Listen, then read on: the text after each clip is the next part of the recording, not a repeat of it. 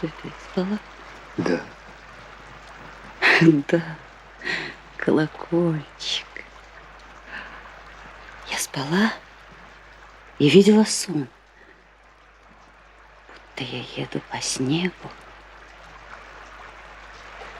Будто с тобой еду. Колокольчик звенит, звенит.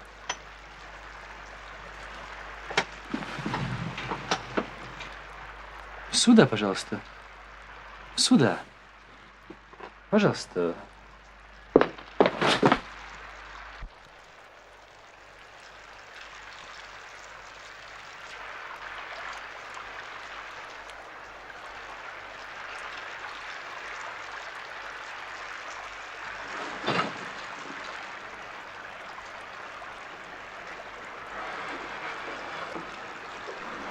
Что это вы, господа? Мы имеем к вам, одним словом, существует необходимость с вами немедленно объясниться. Старик. Старик и его кровь. Понимаю. А понимаешь? Убийца проклятый! Невозможно, это не так, Михаил Макарович, не так! Это же бред! Это же бред! Прошу позволить мне одному! Господин отставной поручик Карамазов, вы обвиняетесь в убийстве отца вашего, Федора Павловича Карамазова, происшедшем в эту ночь. Это я! Я окаянная виновата! Это из-за меня он убил! Из-за меня! Я виновата! Ты виноватый! Ты неистовый, ты развратный! Это уж совсем беспорядок! Михаил Макарович, вы портите дело! Вместе судите! Вместе казните нас! С ним хоть на смерть пойду! Груша! Жизнь моя, святыня моя! В этой крови я не повинен! Хотел убить, хотел, но не убил!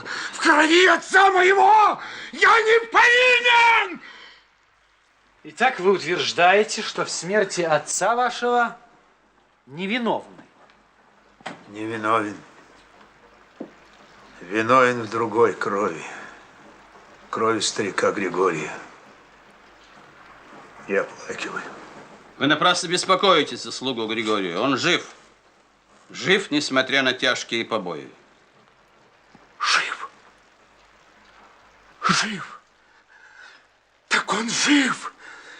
Господи, благодарю Тебя за чудо, содеянное Тобой, мне, грешному, по молитве моей. Так вот, от этого самого Григория... Одну минуту, господа, только одну минуту.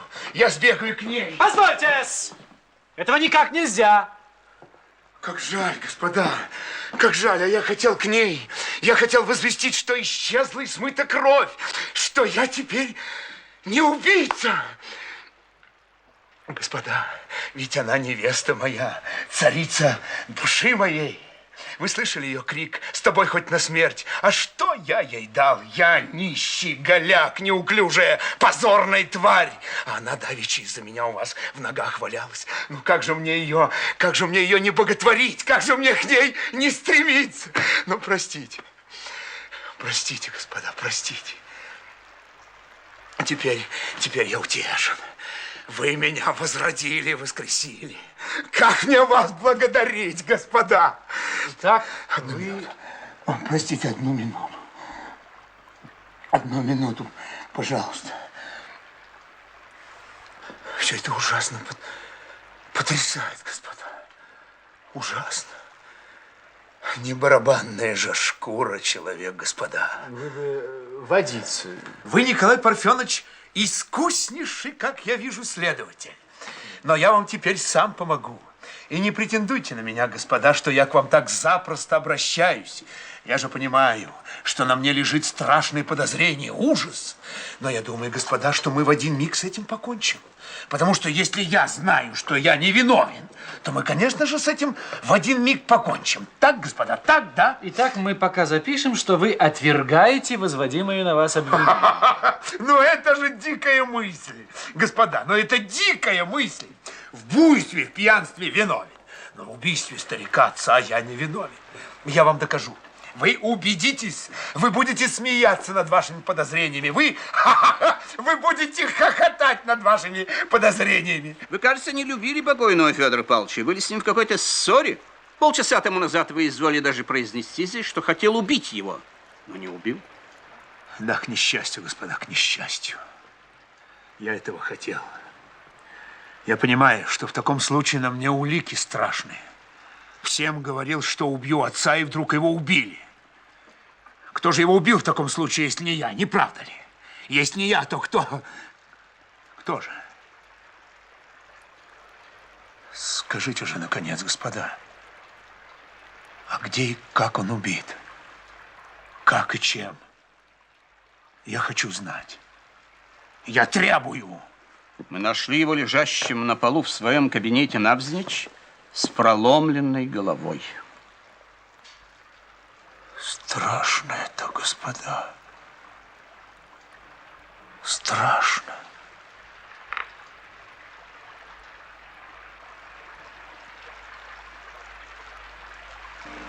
Ах, Господи, Господи, Мать Пресвятая Богородица, грех-то какой, какой грех, ай-яй-яй-яй.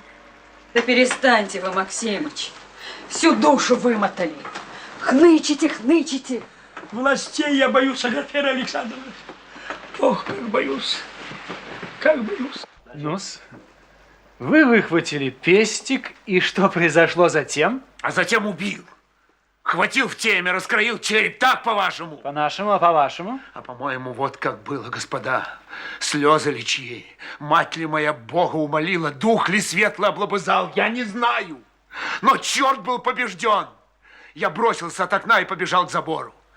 Вот тут меня отец первый раз рассмотрел и вскрикнул и отскочил от окна. Я это очень хорошо помню. А я через сад к забору. Вот тут меня настиг Григорий, вцепился мне в ногу, ну я его и ударил. А ведь вы, господа, в эту минуту надо мной насмехаетесь. Чему вы так заключаете? А потому что ни одному слову моему не верите. Насмешники вы, господа. Знаком вам этот предмет? Это отцовский, стало быть, конверт, в котором были приготовлены 3000. И надпись, позвольте. Ну да, вот видите, 3000. Видите? Как же видим, но он был пустой и валялся на полу. Стало быть, вы знали, где лежал пакет? Никогда не знал. Никогда. Я только первый раз его вижу. От Смердякова я прежде слыхал о нем. Только один он знал, где у старика конверт. А я не знал. Прекрасно. Откуда вы разом взяли столько денег? Эти деньги были мои. Как ваши? Позвольте, вы же говорили, что... Эти деньги были мои. А откуда вы их взяли? Шеи. Вот с этой самой шеи. Они были зашиты в тряпку и висели вот здесь. И у кого же вы их присвоили? Вы хотите сказать, украли? Да, я все равно, что украл. Но не у отца, господа. Нет, не у отца, а у... Но это вы знать, господа, недостойно. Этого не надо. Вот. Позвольте. У бывшей своей невесты Катерины Ивановны Верховцевой. Знаете ее? Как же вспомните? Месяц тому назад дала она мне 3000 под условием, чтобы я их отправил в Москву. А я... Это было в тот час, господа, когда я только что полюбил другую. Я ее схватил и сюда в мокрый, ну и прокутил половину этих проклятых 3000. А где же другая? А другую удержал и носил вот здесь, на шее, вместо ладанки. Это почти чудесно. Почти чудесно. Да. Это интересно. Запишите. А на что, собственно, вы хотели эти припрятанные 1500 употребить? Это тут отец, покойник. Он Аграфену Александровну смущал, а я ревновал. И вот я ждал каждый день, а что, если она мне вдруг скажет: тебя люблю, увози меня на край света. А у меня всего 2 двугривенных, ведь пропал, так ведь? Ну, я ехидно отсчитываю половину от 3000, зашиваю, а уже когда зашил, на остальные еду пьянствовать сюда. Ну, не подлость, господа, а? По-моему, благоразумно. Не все прокутили. Боже, как вы меня ужасаете непониманием. Но я же каждый день говорил себе, что я вор. Вор! Я же только вчера распечатал эту ладанку. В тот же миг стал бесчестный человек и вор на всю жизнь. А почему именно вчера вы решились на это? Да потому что решил покончить с собой на рассвете. Это нервы. Болезненные ваши нервы, вот что-с. А почему бы вам, например, не отдать эти 1500 той особе и, объяснившись, у нее же не попросите нужную вам сумму? Господа, ну до какой же подлости может дойти комбинация чувств человеческих? Пойти к ней, объяснить ей мою измену, и на эту же измену у нее, у Кати просить деньги? Это уж так бы воняло! Вы что, с ума сошли, прокурор?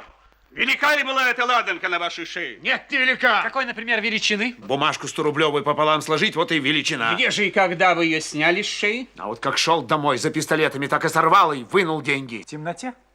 Но для чего ж тут свечка? Без ножниц, на улице? Но для чего ножницы? Ветхая тряпка сразу разорвалась. Куда же вы ее дели? Кого? Тряпку. Там же и бросил. Где именно? Да на площади же, черт ее знает, где на площади. А где вы взяли тряпку? Не помню, кажется, от чего-то оторвал. Из чего эта тряпка была? Из холста или полотна? Ну, черт ее знает, из чего? А иголку откуда взяли? Чего? Иголку.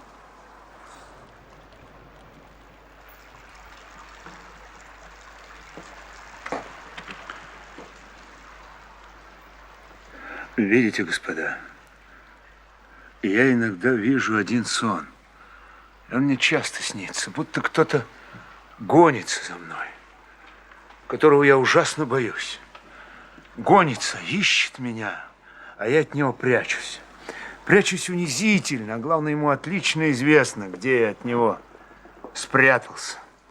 Но он будто бы нарочно притворяется, что не знает, где я сижу, чтобы подольше промучить меня, страхом моим насладиться. Вот и вы теперь это делаете. На то похоже. Только это не сон, а реализм действительной жизни, господа. Я волк, а вы охотники. Ну и травите, волк. Попрошу вас выложить на стол все ваши вещи, а главное деньги. Что ж, деньги, извольте. Я принужден учинить самый подробный осмотр вашего платья. Необходимо будет снять одежду. Как, раздеться? А, черт, ну обыщите так. Как нельзя, одежду придется снять. Как хотите. Только, может, не здесь, может, за занавесками. Конечно, с занавесками. Прошу.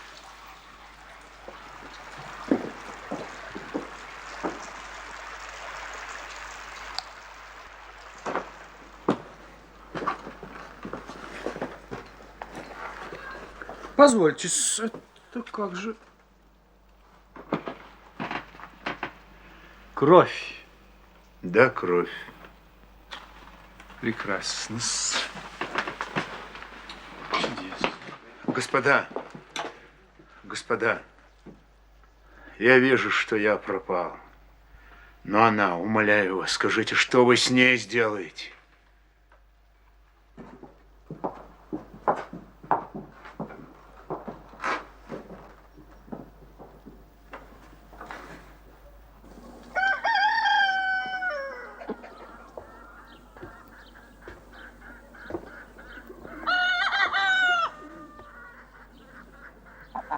Митя!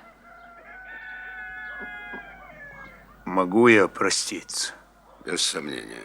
Но только в видах.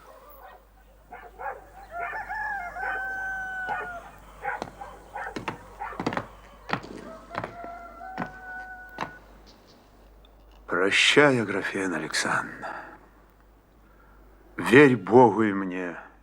Крови отца моего я не повинен. Верю я тебе, голубчик, верю. Помни, Митенька, что твоя и буду твоя. Куда бы тебя ни решили, я с тобой навеки. Прости меня за любовь мою. Прости за то, что сгубил я тебя любовью моей.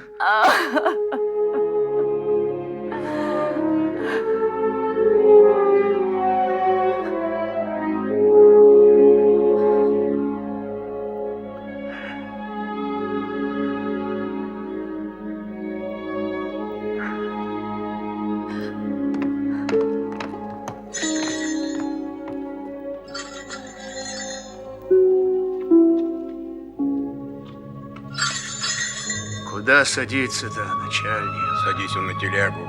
Куда тебе еще? За ним?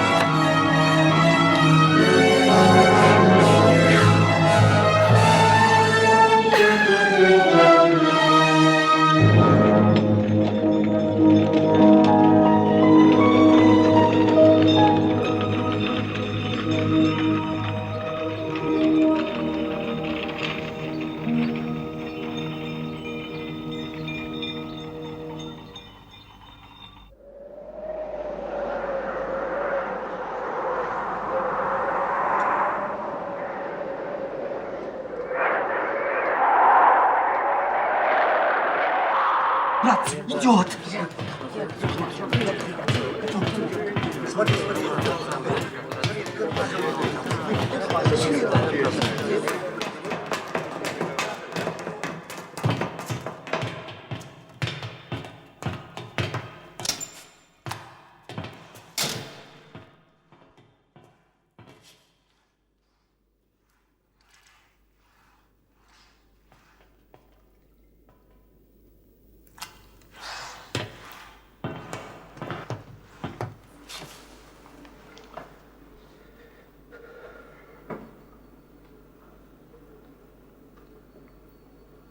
Брат, завтра ужасный и великий день для тебя. Ты про что это? Про суд, что ли? Да, про суд. Ты с адвокатом-то говорил?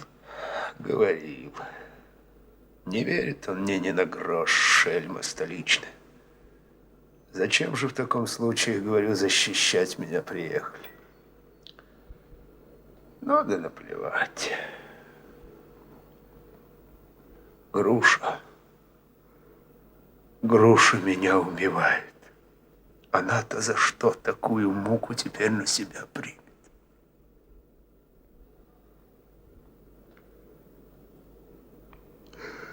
Ты ее видел? Видел.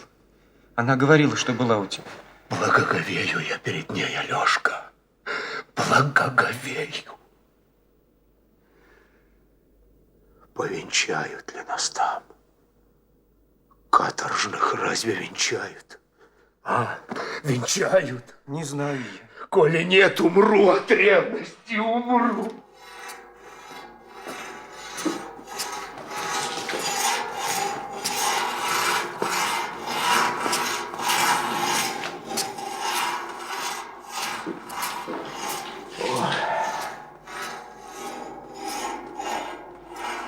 А Ракитин зачем сюда ходит?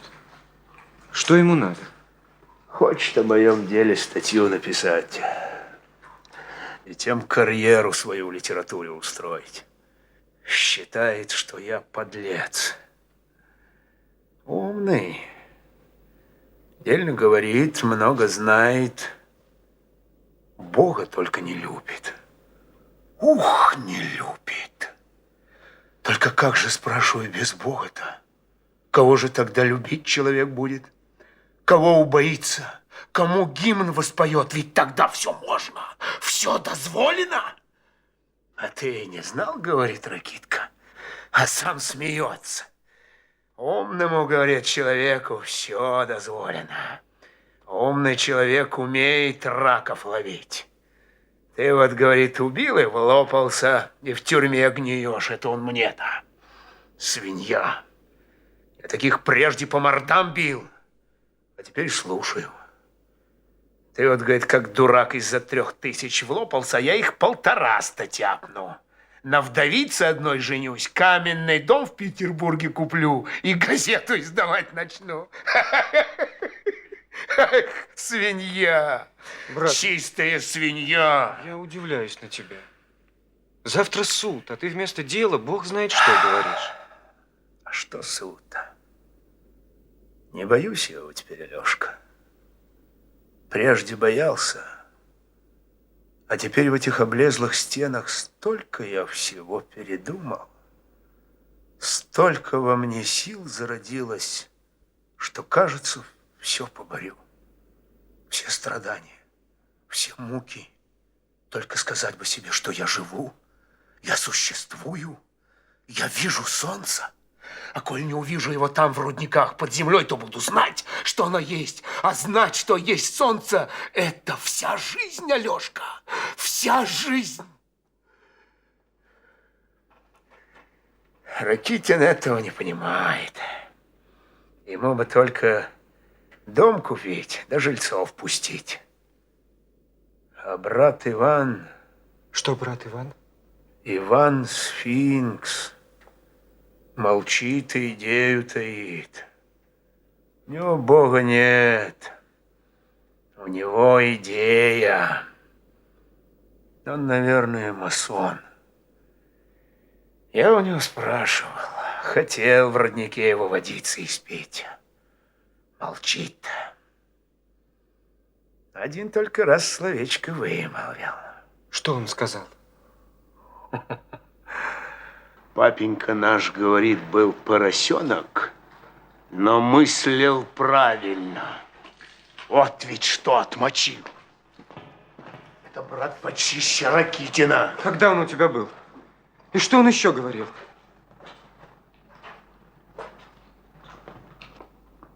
Бежать предлагает мне в Америку. С грушей. Без груши я не могу.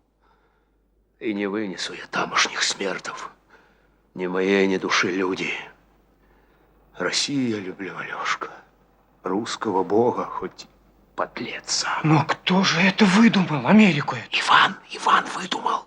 Только ты не говори ему, что я тебе передал. Это секрет. Он страшно настаивает, до истерики хочет. Почему же он мне не велел ничего передавать? Боится, что ты как совесть передо мной станешь. А без тебя, без твоего согласия я не решусь. Ты ведь у меня все. Ты мой высший суд. Неужели, брат, неужели ты совсем не надеешься оправдаться?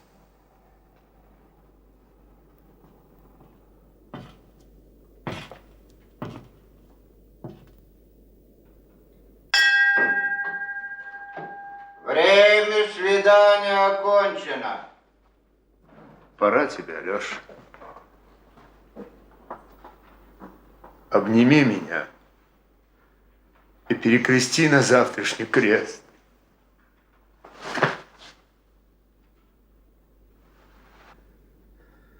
А Иван-то бежать предлагает, а сам ведь верит, что я убил. Ты спрашивал его об этом? Нет. Да и зачем? Я ведь по глазам его вижу. Ну, прощай.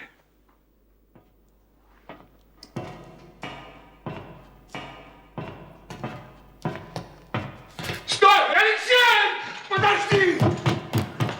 Скажи мне правду, полную правду, как перед Господом Богом. Ты-то веришь, что я убил? Полно, брат. Только не лги, только не лги! Никогда, ни единой минуты не верил, что ты убийца. Спасибо тебе. Спасибо. Теперь ты меня возроди. Спасибо. Ну иди. Благослови тебя Бог. Иди.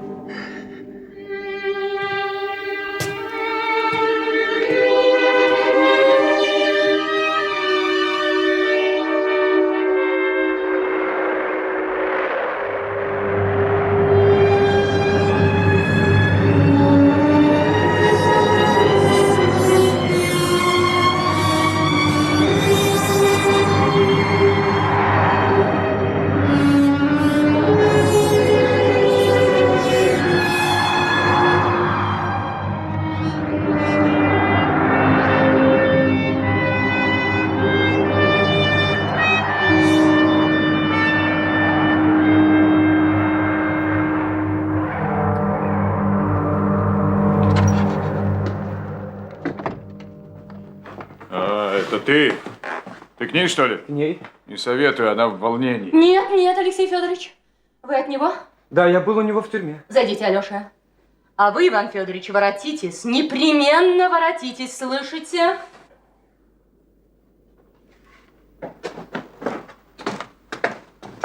Подслушивала.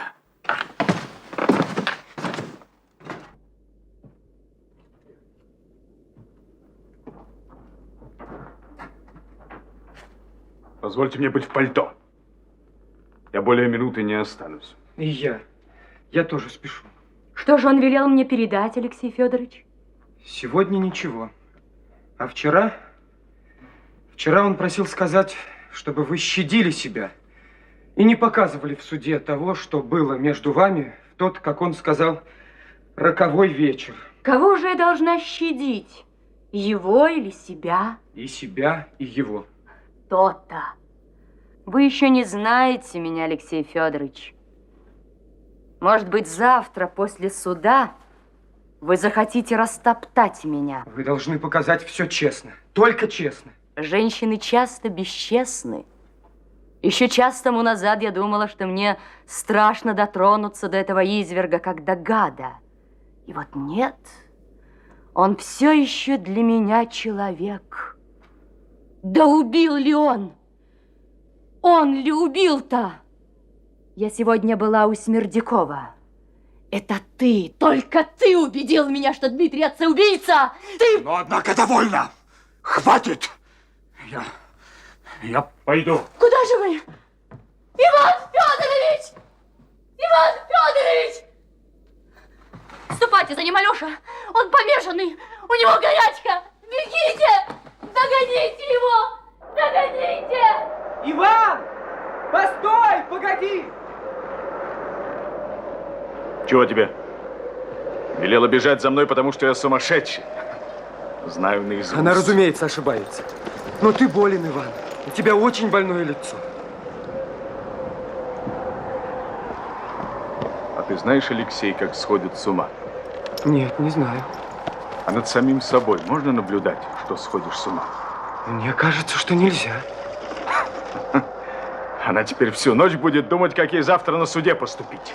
Спасительница или губительница? Ты о Катерине Ивановне? За няньку меня принимает. Хочет, чтобы я ее убаюкивал и наставлял. Но она любит тебя, Иван, любит. Может быть, только я до нее не охотник. Зачем же ты иногда говоришь такие слова, что она надеется? Не могу я как надо разорвать с ней сейчас. Если я разорву, то она завтра же погубит этого негодяя на суде. Потому что ненавидит его. Тут все ложь, ложь на лжи. Да чем таким она может погубить брата? Что она может такого показать? У нее в руках есть собственноручный Митькин документ, показывающий, что он убил Эзопа. Этого не может быть. Я сам читал его. Такого документа быть не может. Потому что не он убил отца. А кто же, по-вашему, убил, Алексей Федорович? Ты сам знаешь, кто. Кто? Смердяков, что ли? Ты сам знаешь, кто. Кто? Кто? Говори, черт возьми. Я знаю только одно, Иван. Не ты убил отца. Не ты, не ты. Что такое не ты? Не ты убил, Иван. Не ты. Ты бредишь, брат мой. Я и сам знаю, что не я. Нет. Ты сам себе много раз говорил, что убил ты. Когда я говорил? Когда? Не знаю. Но мне кажется почему-то, что ты обвиняешь себя.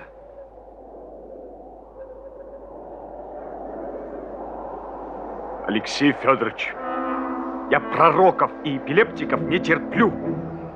Вы это слишком хорошо знаете. Прошу сейчас же, на этом перекрестке, оставить меня и не заходить ко мне никогда. Слышите?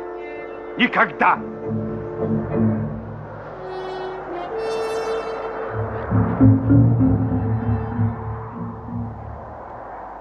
Брат.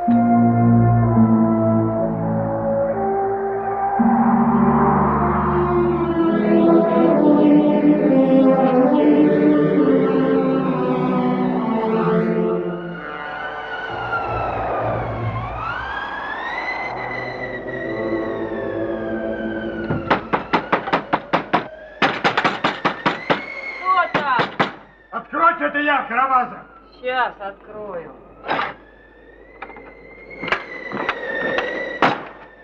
Павел Федорович очень больны. Что же он лежит? Не то, что лежит, а так. Не в своем уме. Даже чай пить не захотели. Буянит, что ли? Какой, напротив. Совсем тихий.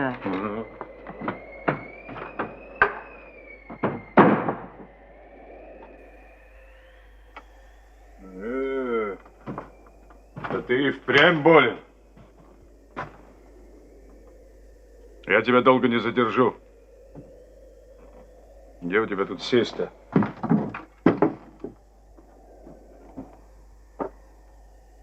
Что смотришь и молчишь? Я к тебе с одним вопросом. Была у тебя Катерина Ивановна? Ты чего? Ничего. Что ничего? Ну, была, но не все ли вам равно? Когда была? Да я и помнить-то не забыл. Сами вы, кажись, больны. Ишь, как осунулись. Оставь мое здоровье, говори, об чем спрашивают. И глаза у вас чего-то пожелтели. Мучаетесь, что ли, очень? Ну-ка встань, смердящая шельма, и говори, о чем тебя спрашивают. Была она или не была? Да чего вы-то беспокоитесь? Что завтра суд-то начнется. Так ведь вам ничего не будет. Ступайте домой и ничего не бойтесь. Не понимаю, чего мне бояться. Не понимаете? Охота ж умному человеку кометь представлять. Идите домой, не вы убили. Да я и сам знаю, что не я. Знаете? Ха.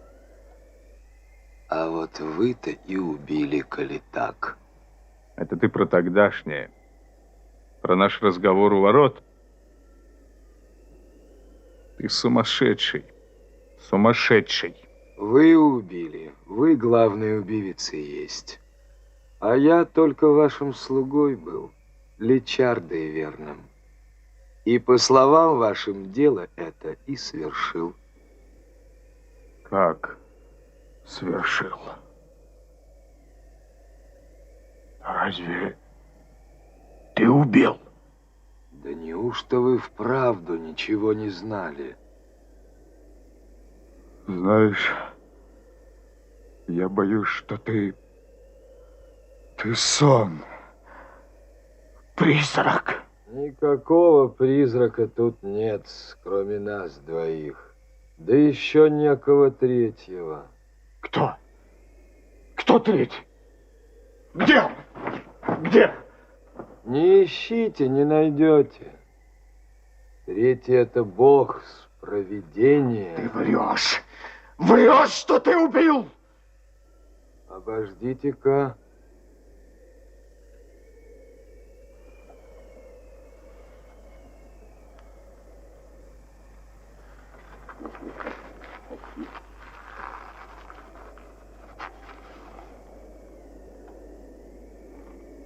Вот. Что это? Извольте взглянуть.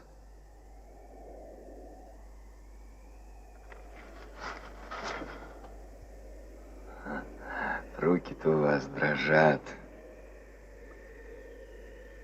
Здесь все. Все 3000. Примитесь.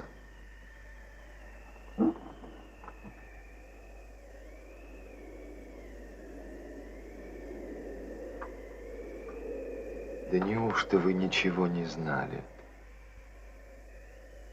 Нет, не знал. Я все на Дмитрия думал.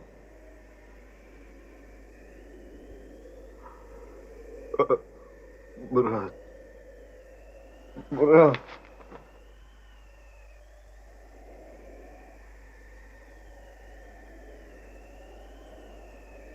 Слушай, ты один убил? Или вместе с ним? Всего только вместе с вами.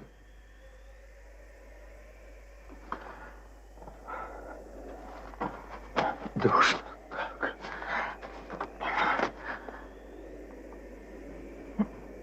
Что это весь дрожу. Плохо сказать не могу. Тогда вы смелы были. Все, дескать, позволено.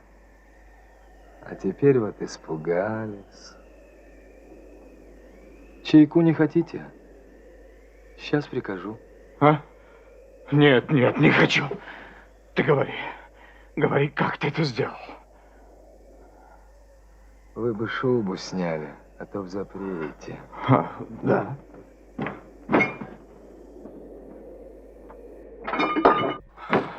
говори.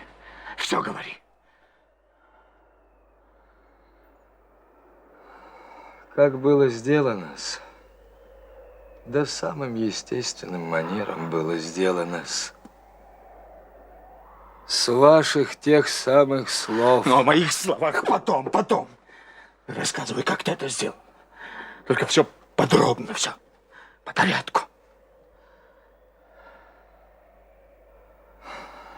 Ну, значит, как вы уехали, я упал в погреб. В подучий или притворился? Понятно, притворился. Ну, дальше, не тяни. Ну, положили меня на койку за перегородку. Лежал, тихо стонал и ждал Дмитрия Федоровича. Как ждал? К себе? Зачем к себе? В дом ждал, к барину-с. А если б не пришел? Ну, тогда б ничего и не было-с. Один бы не решился. Стой, погоди. Если бы он убил, то взял бы деньги и унес. Что ж тебе-то досталось бы после него?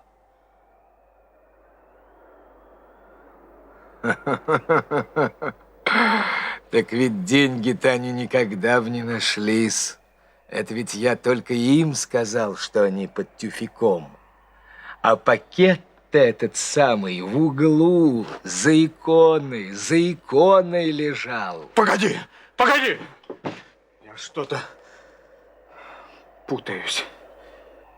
Стало быть, убил Дмитрий, а ты только деньги взял, да? Нет, убили вы-с. Вы и есть самый законный убивец. А почему? Почему, черт тебя возьми, я убийца? Разве я этого хотел? Разве я говорил тебе? Ничего не говорили, это точно-с. Сами вы не хотели, да и не могли-с. А вот чтоб кто другой убил, вы этого хотели. Да зачем? Зачем мне было хотеть? Как зачем? А наследство-с? Ведь вам после убиения родителя вашего по 40 тысяч на каждого пришлось. А коли Дмитрия Федоровича засудят, то еще по 20 получите. Слушай, ты, презренный ты человек! Если я тебя сейчас не убью, то только потому, что ты мне нужен на завтрашний день в суде! Видит Бог, может, я имел тайное желание, чтобы умер отец мой. Имел, но клянусь, не столь я виновен, как ты думаешь. И не подбивал я тебя вовсе! Нет, не подбивал!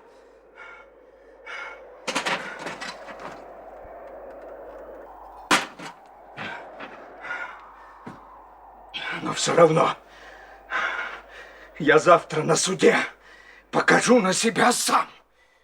Я все скажу, все. Но и ты, Ирод, должен перед судом сознаться. Должен! Мы вместе пойдем.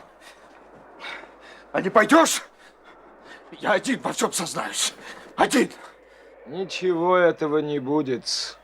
Не пойдете-с вы. Слишком стыдно вам будет. А потом я ведь прямо скажу, что ничего такого вам не говорил, что все это вы про меня выдумали, так как всю жизнь меня за мошку считали.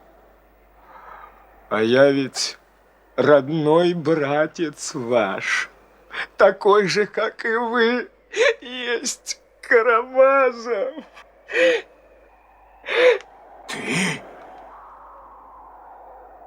Ты брат мой?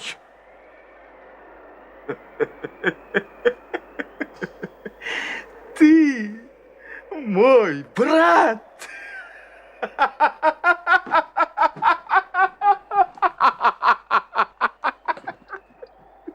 Что это вы? Аль не знали? Папенька-то с вами у нас один и тот же-с.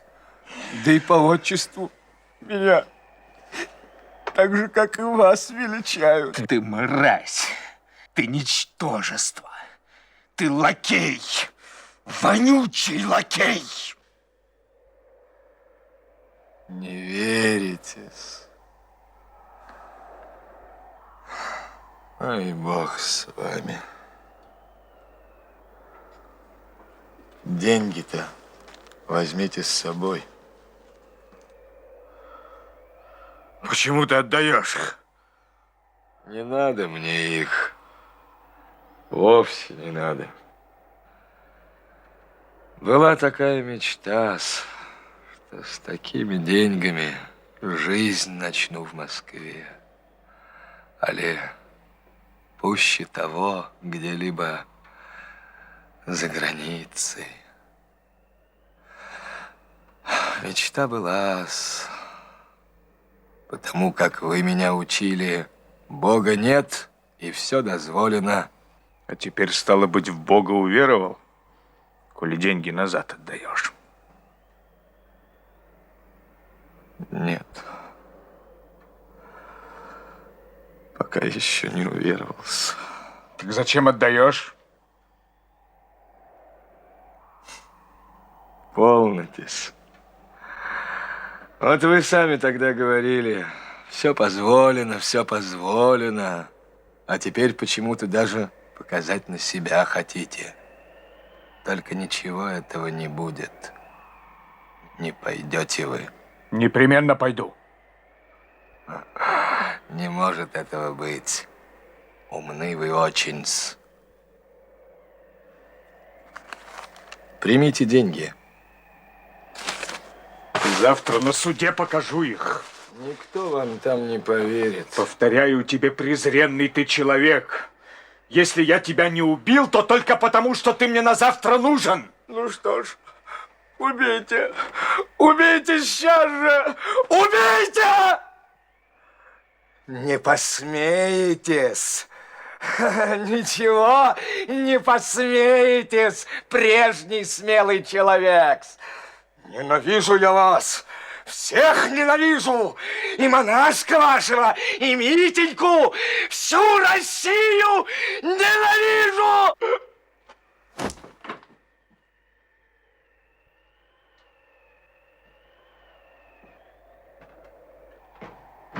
Постойте!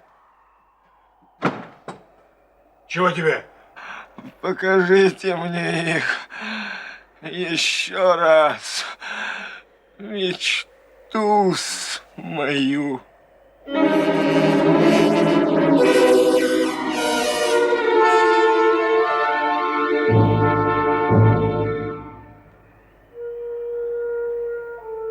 Прощайтесь.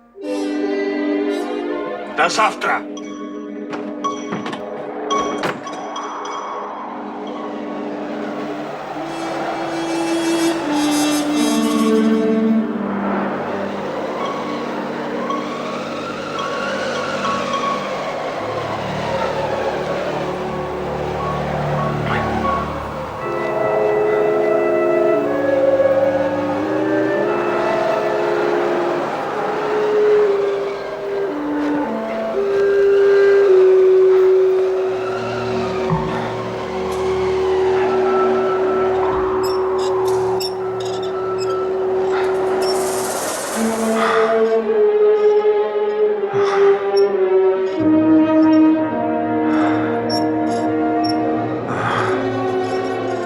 Сейчас же пойти к прокурору и все объяснить, все рассказать ему. Нет, завтра. Все завтра.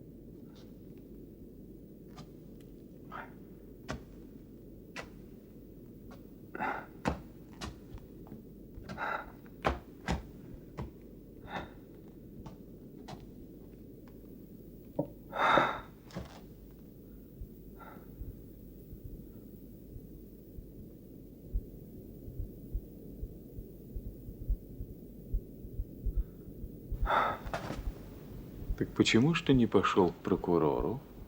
Завтра. Завтра. Все завтра. Ты! Ты снова здесь! А где ж мне быть?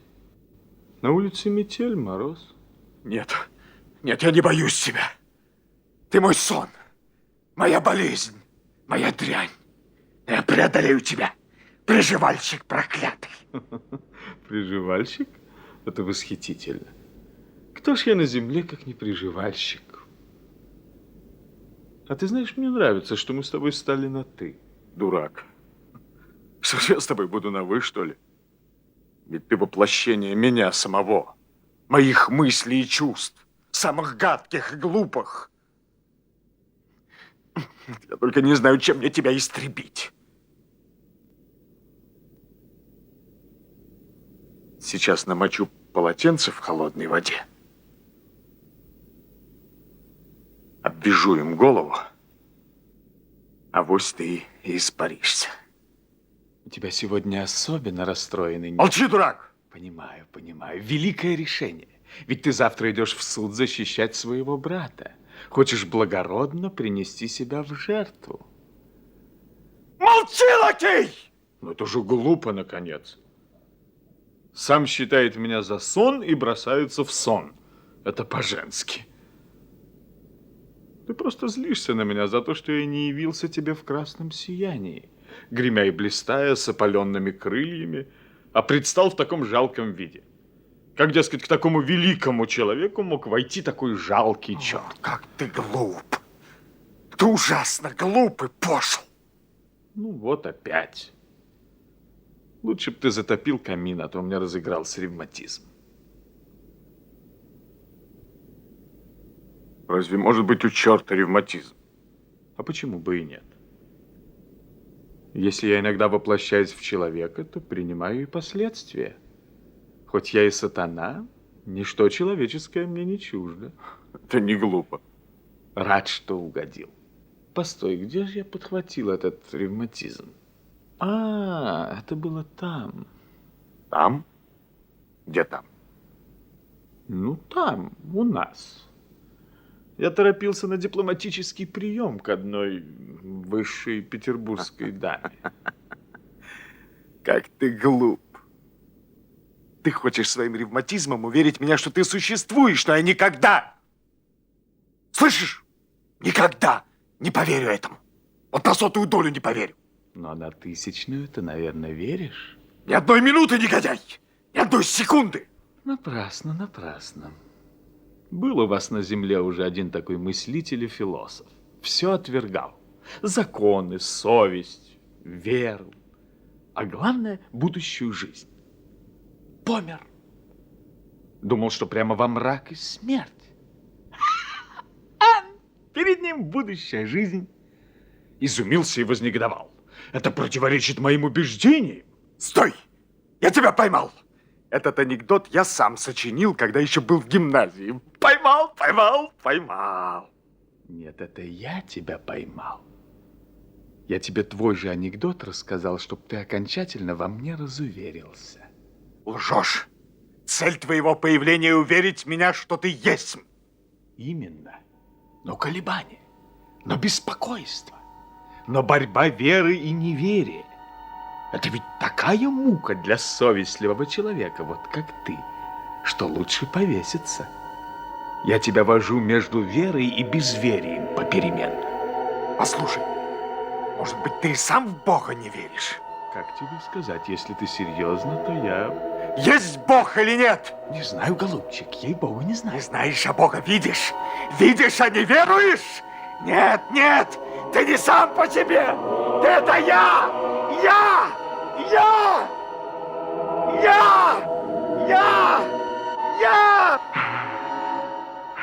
Я с тобой одной философии, одних убеждений. И слушай, пришла пора разрушить в человечестве самую идею о Боге. Вот с чего надо начинать. А раз человечество отречется от Бога, то человек сам возвеличится духом титанической гордости, и явится человека Бог. И уж, конечно, в этом новом чине человек с легким сердцем перескочит всякую нравственную преграду. Для Бога не существует закона. Все ему будет дозволено. Все и шабаш! Оставь меня! Оставь! Ты стучишь в мою мозгу, как ужасный кошмар! Это не я стучу, это стучит твой брат. Он пришел к тебе с любопытным известием. Отвори ему, отвори, отвори!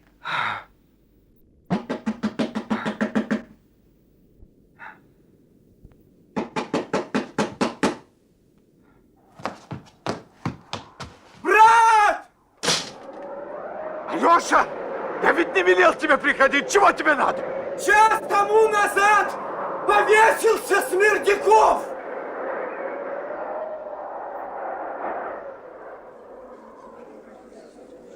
Доводится до сведения господ присяжных, защиты и прокурора, что свидетель-мещанин Смердяков ввиду внезапной кончины присутствовать в суде не может. О чем имеется свидетельство полиции.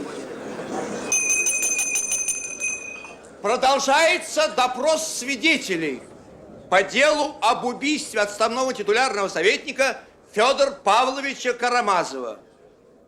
Прошу пригласить свидетеля Алексея Федоровича Карамазова.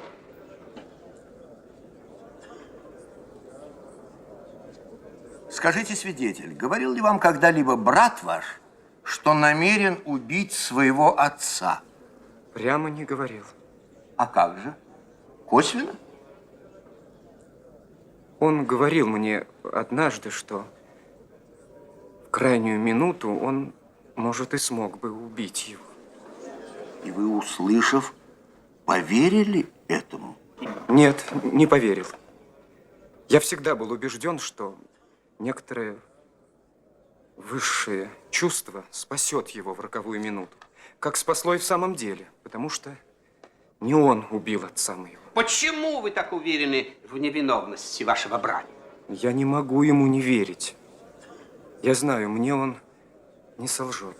По лицу его знать. Ах, только по лицу? В этом все ваши доказательства? Да. Других доказательств не имею. Благодарю вас. Спасибо, Алешка.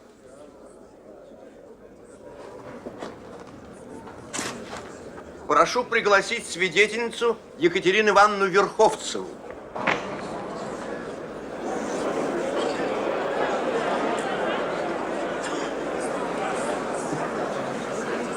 Не скажете ли вы нам, Екатерина Ивановна, в каких отношениях вы были с подсудимым? Я была его помолвленной невестой. Была до тех пор, пока он сам меня не оставил.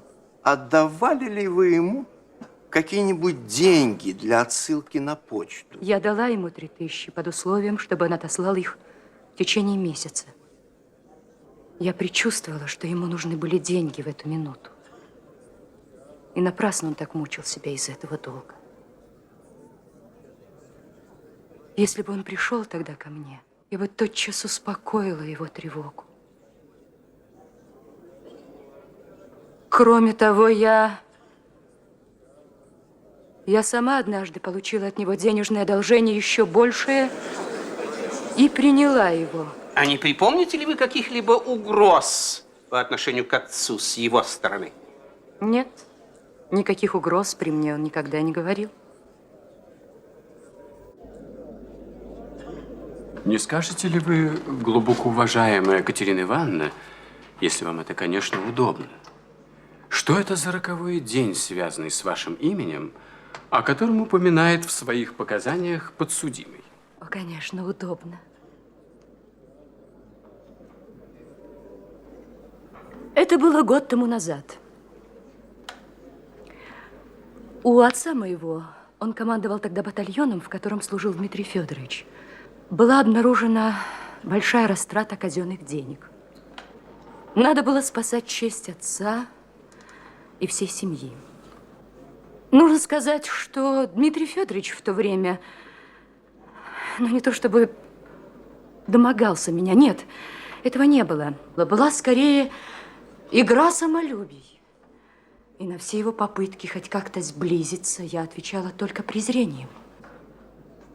Но тут я решилась на все. Я пришла поздним вечером на квартиру к Дмитрию Федоровичу. Пришла просить денег. Дмитрий Федорович мог бы воспользоваться моим отчаянным положением в полной мере. Однако он проявил полное бескорыстие. Тут же вручил мне билет на 5000. Это было, как я узнала позже, все, что у него оставалось, все его последнее достояние.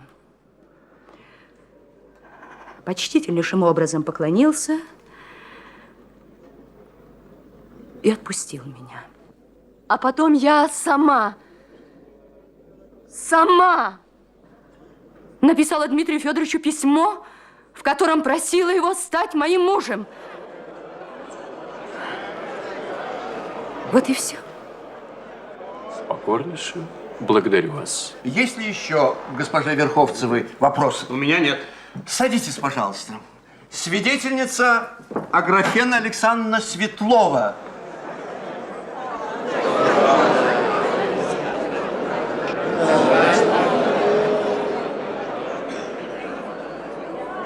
Что вы можете сказать, Светлова, по существу дела об убийстве Федора Павловича Карамазова? А что сказать? Я во всем виновата. Смеялась я над тем и другим. Оттого все и произошло. А с купцом первой гильдии Самсоновым какие были отношения? А какое вам до этого дело? Он был мой благодетель. Он босую да ногую меня подобрал, когда родители из дома вышвырнули. Суду на вопросы надо отвечать точно и ясно. А я и отвечаю. Видели ли вы конверт, в котором находились 3000, приготовленные для вас покойным Федором Павловичем Карамазовым? Видать, не видала.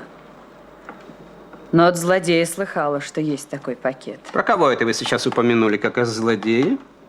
А про лакея Смердякова, что барина своего убил, а вчера повесился. Какие же у вас основания для такого решительного обвинения? Никаких. Уверена, что он убил, и все. При аресте в Мокром вы закричали: «Я во всем виновата». Стало быть, у вас в ту минуту была уверенность, что отца-убийца никто иной, как Дмитрий Карамазов? Я чувств своих тогдашних не помню. Все тогда кричали, что он убил. И я почувствовала, что я виновата. А как сказал он, что невинен, так я ему и поверила. И всегда буду верить. Не такой он человек, чтобы обмануть. Эта разлучница его погубила. Всему она причиной. На кого это вы намекаете? На барышню вот эту. Стыда в ней нет. Вот что. Свидетельница Светлова, садитесь, пожалуйста.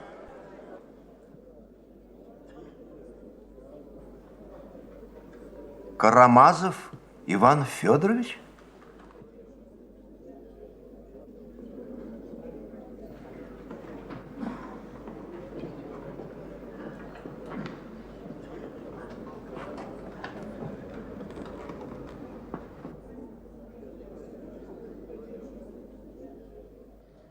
И что еще?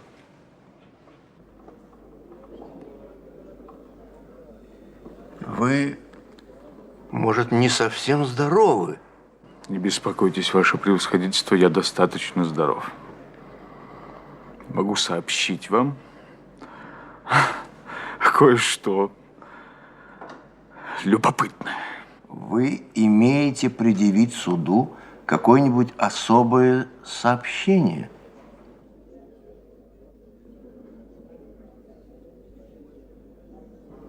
Нет. Не имею ничего особенного. Ничего.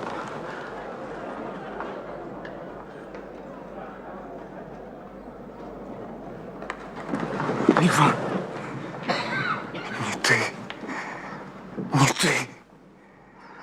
Я Ваше превосходительство, как та крестьянская девка. Помните? Загацов с концом. Загацунев с концом. Что вы этим хотите сказать? А вот деньги, из-за которых убили отца. Каким образом эти деньги очутились у вас? Я получил их вчера вечером от Смердякова. От убийцы. Это он убил отца. Он, а не Дмитрий. Он убил, а я его научил убить. Кто не желает смерти отца? Вы в уме ли? То-то и дело, что в уме. В подлом уме. В таком же, как и вы. И все эти рожи убили отца, а притворяются, что испугались. Друг перед другом кривляются. Лгуны! Все желают смерти отца. Один гад съедает другую гадину. Если бы здесь не было отца-убийства, они бы рассердились и разошлись злые зрелищ. Хлеба и зрелищ.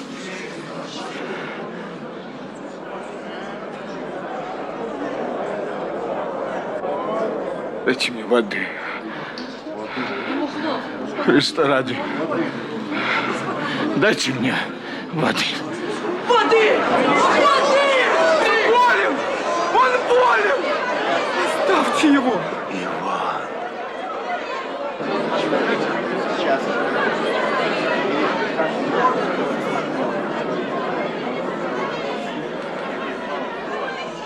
Успокойтесь, господа. Я не помешанный. Я только убийца. А с убийцей нельзя спрашивать красноречие. Свидетель, ваши слова непонятны и невозможны. Успокойтесь и расскажите, если имеете что сказать. Чем вы можете подтвердить такое признание? Это и есть, что нет у меня никаких свидетелей.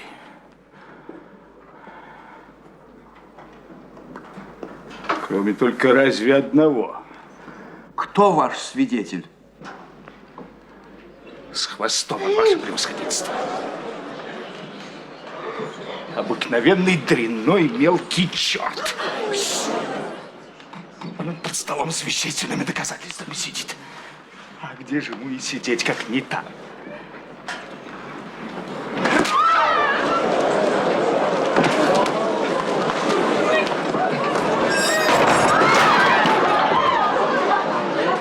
Да освободите же измергами! Берите меня! Берите! Берите! Берите!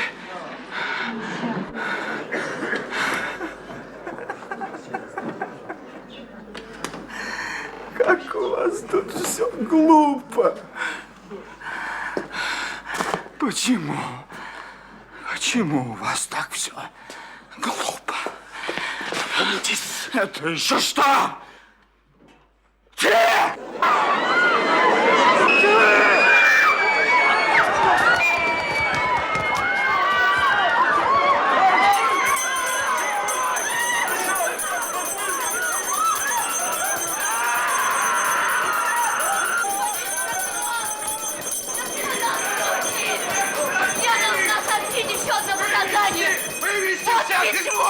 Возьмите, прочтите! Это он убил отца, а тот больной, тот в белой горячке. Я получила это письмо накануне преступления. Он писал его пьяный. Он ненавидел меня, потому что сделал подлый поступок и пошел за этой тварью. А 3000 я дала ему нарочно. Я хотела уличить его, и он понял. Понял, что давая эти деньги, я только пытаю его. В глаза ему глядела. И он мне глядел в глаза и все-таки взял мои деньги. Правда, Катя, в глаза тебе глядел и понимал, что бесчестишь меня, и все-таки взял твои деньги. Взял! Презирайте подлеца, господа. Все презирайте. Подсудимый, еще одно слово, я велю вас вывести. Эти деньги мучили его. Вот он и убил отца. А денег все-таки не отдал, а уехал с тварью в деревню и пропил их. Прочтите, прочтите это письмо, и вы увидите, что он заранее обдумал, как он убьет отца. Ваше ли это письмо, подсудимый? Все мы жестоки, господа.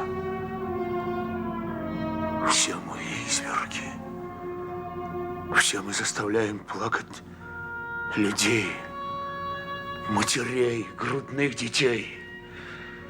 Но из всех, пусть уж так будет решено теперь, из всех, пусть буду я самый подлый гад, пусть.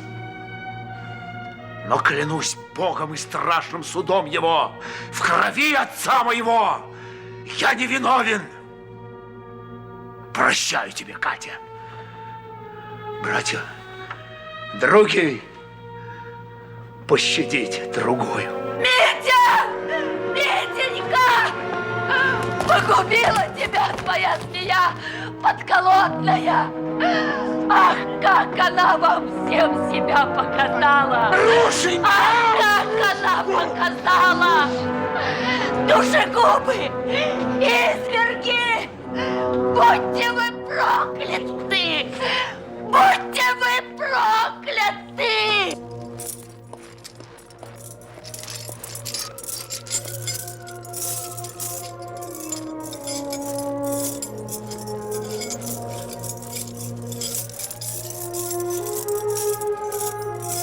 Вот он! Митя! Митя! Прощай, Алешка! Прощай, брат мой! Помни, воссияет истина на земле! Воссияет!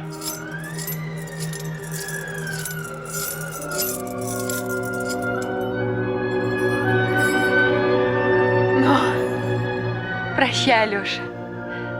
Прощай, голубчик. Спасибо тебе за все, за все. Не забывай нас с Митей в Сибири-то. Пиши. Ну что вы, непременно. Не поминайте меня лихом.